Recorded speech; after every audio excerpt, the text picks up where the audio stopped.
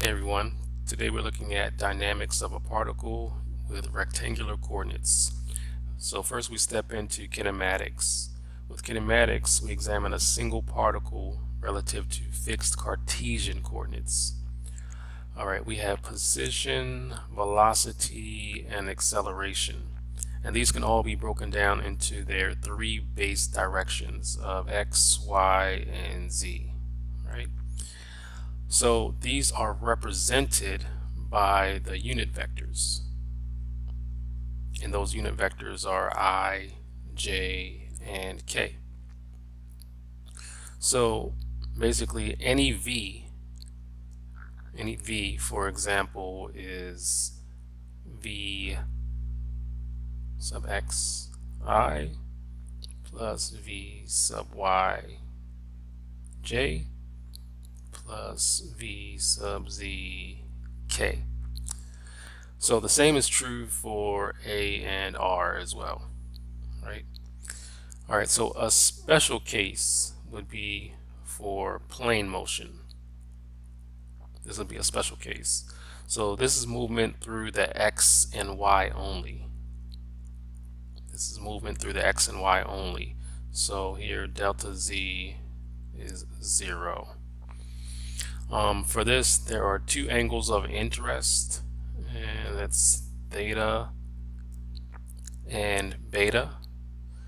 Theta is the angle between the x-axis and the velocity vector. So this is the angle between the x-axis and the velocity vector, and is always tangent to the path.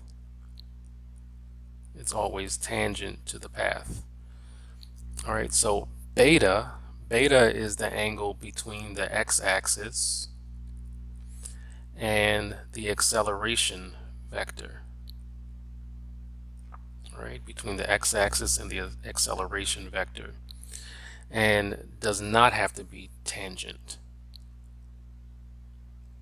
So it does not have to be tangent, and we're talking about tangent to the path. Alright, so a further simplification, rectilinear motion is movement in one dimension. For example, A is equal to AJ. Let's take a look at force, mass, acceleration. Alright, so equations of motion of the particle are sum of the F's is equal to MA sub I. Okay, so this is where I is X, Y, or Z. I is X, Y, or Z. Alright, so the uses are with two diagrams. Here we're going to use a free body diagram and a mass acceleration diagram. So a free body diagram and a mass acceleration diagram. So free body diagrams are the same as in statics, which you've already covered and are used to. So a free body diagram shows an object, if you recall, with all forces acting on it being indicated. Alright, so mass acceleration diagrams display the inertia vector. Alright, and it's that inertia vector of an object. Alright, so usually we'll give steps to doing this, and step 1 is to draw a free body diagram. Step 2 will be to determine the acceleration of the particle. Step 3, draw the mass acceleration diagram, right, which is found in step 2. Step 4 is to set the sum of the forces from the free body diagram. So let's write that out. Sum of the forces. Set the sum of the forces from the free body diagram. And we're going to set it equal to the mass acceleration diagram.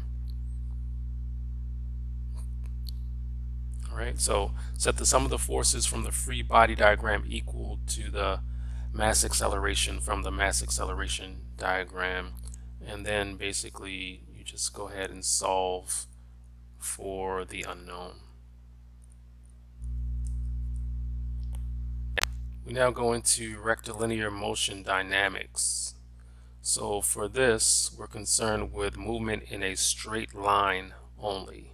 Movement in a straight line only. So that means that we have the sum of f's is equal to ma in that direction, and sum of f is equal to 0 in others.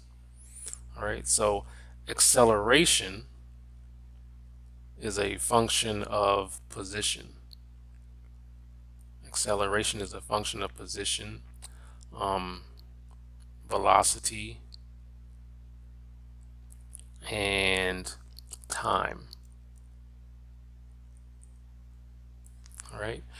Frequently, we can only find an analytical solution to the um, second order differential equation that results because the ordinary differential equation is non-linear.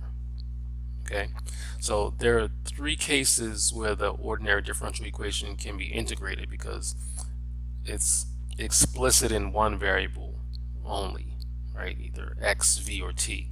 So these can be solved analytically if initial conditions are known.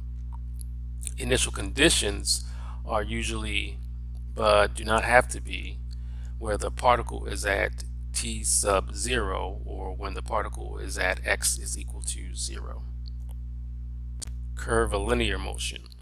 All right, so this is motion along a path. Motion along a path that is not rectilinear.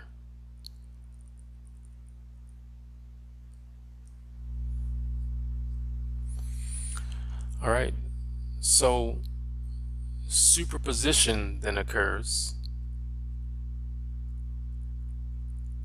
Superposition occurs when the accelerations in the three Cartesian directions are not coupled. Right, so superposition occurs when the accelerations in the three Cartesian directions are not coupled. They're dependent on velocities and positions that are independent of each other.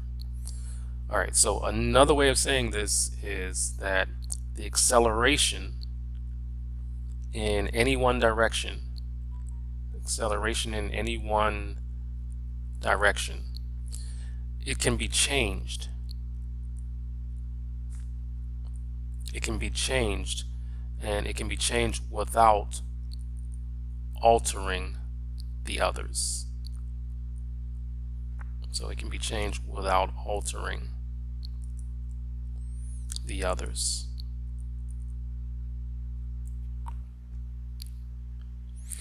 All right, in general, curvilinear motion equations may be coupled.